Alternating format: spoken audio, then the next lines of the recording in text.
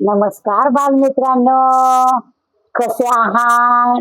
आता शाळा सुरू झालीये, पण कधी पाऊस पडतो कधी पडत नाही. पण जेव्हा पाऊस पडेल ना तेव्हा खूप भरपूर पडेल, म्हणून आपला रेनकोट छत्री आपल्या बरोबर पाहिजे.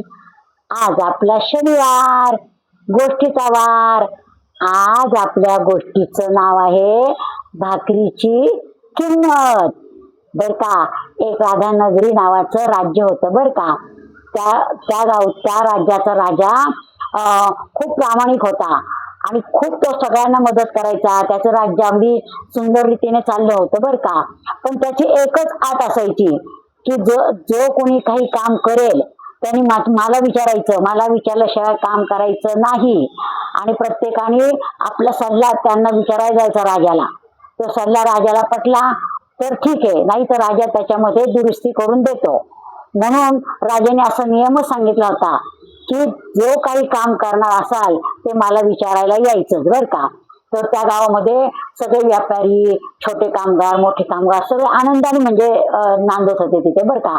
पण एक दिवस काय झालं, जरा महागाई झाली आणि महागाई झाल्यानंतर एक माणूस की नाही भाकरी विकायचा बर का.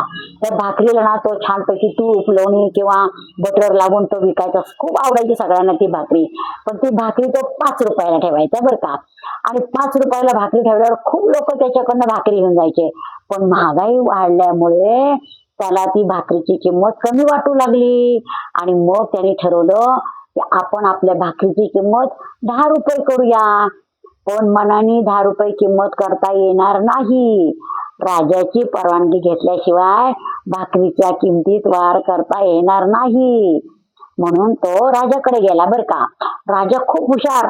राजाला सांगितलं त्याने की महाराज, मी तुमच्याकडे एक मदती मागायला आले. राजा म्हटले काय? म्हणे मी इतक्या दिवस 5 रुपयाला भाकरी विकत होतो, पण आता जरा महागाई वाढली की नाही, मग मला ती कमी किंमत वाटू लागलेली आहे आणि मला ती परवडत नाहीये. तर मग राजा म्हटला, मग तू किती रुपये किंमत करायचं ठरवलं? तर तो म्हटला, मी 10 रुपये किंमत करायची ठरवलेली आहे. राजा म्हटला, बरं एक काम कर, तू 10 रुपये नको करू, तू 30 रुपये कर एका भाकरीची किंमत. तर तो बापरे म्हटला, 30 रुपये जर केली तर कोणी घेणार नाही माझ्याकडनं. राजा म्हटला, तू 30 रुपये किंमत कर, लोक जर आरडाओरडा करायला लागली तर माझ्याकडे येतील आणि मग मी तुला बोलवेल. मी जर तुला बोलवलं तर तू एक शब्दही बोलायचं नाही, तू गप्प बसून राहायचं काय. आणि मग मी त्याचा पुढचा निकाल लावेल. तू फक्त 30 रुपये भाकरीची किंमत कर. तो बर म्हणतो आणि मग तो जातो आणि दुकानावर पाटील लिहितो, आजपासून एका भाकरीची किंमत 30 रुपये. मग जी श्रीमंत लोक असतात ना ते घेतात आणि जी गरीब असतात ना त्यांना ती परवडत नाही. मग काही मध्यमवर्गीय प्रजा असती, मग ती म्हणते, अरे बापरे 30 रुपये किंमत केली, एवढी महाग भाकरी. नाही नाही, मग राजाला कळवलंच पाहिजे, नाहीतर मग आपल्याला काय परवडणार भाकरी घ्यायला नाही का. मग सगळे बरीच लोक राजाकडे जातात बर का आणि राजाला म्हणतात की तो भाकरी विकणार आहे ना, की त्याच्याकडची भाकरी खूप छान असते, पण आता त्यांनी 30 रुपये किंमत केली, 5 रुपयापासून डायरेक्ट 30 रुपये. ते आम्हाला परवडत नाही, तुम्ही काहीतरी करा, त्याला सांगा कमी करायला. मग तो म्हणतो शिपायांना, जा रे त्या भाकरीवाल्याला बोलवून आणा बर का. मग तो भाकरीवाल्याला बोलवून आणतात. तर भाकरीवाला नतमस्तक होऊन हात जोडून उभा राहतो आणि मग प्रजा म्हणते याने 30 रुपये किंमत केली. मग राजा म्हणतो, काय रे तू 30 रुपये किंमत केली का भाकरीची? तर तो म्हणतो हो. मग म्हणतो की नाही नाही, आजपासून तुझ्या भाकरीची किंमत 30 रुपये नाही, ह्यांना परवडायला तर पाहिजे. तर तुला महागाई झाली म्हणून तू वाढवलीस ना, पण तू 30 रुपये नको करू, तू 15 रुपये भाकरीची किंमत कर. मग तो की नाही अचानक बघत राहतो राजाकडे की अरे बापरे, आपण मनात म्हणतो बरं का तो, अरे बापरे आपण तर 10 रुपयेच म्हणत होतो, पण राजाने तर 15 रुपये केली. मग सगळ्यांना आनंद होतो, हो हो महागाई वाढली म्हणून काय झालं, 15 रुपये ठीक आहे, आम्हाला 30 रुपये परवडत नाही, 15 रुपये ठीक आहे. मग सगळ्यांना आनंद होतो. मग राजा म्हणतो आजपासून तुझ्या भाकरीची किंमत 15 रुपये राहील, 30 रुपये नाही. मग तो पण म्हणतो बर, कारण त्याला गपचूप बसायला सांगितलं होतं ना राजाने. पण त्याला आनंद झाला की आपले 10 रुपयाच्या ऐवजी आपल्याला 15 रुपये मिळाले.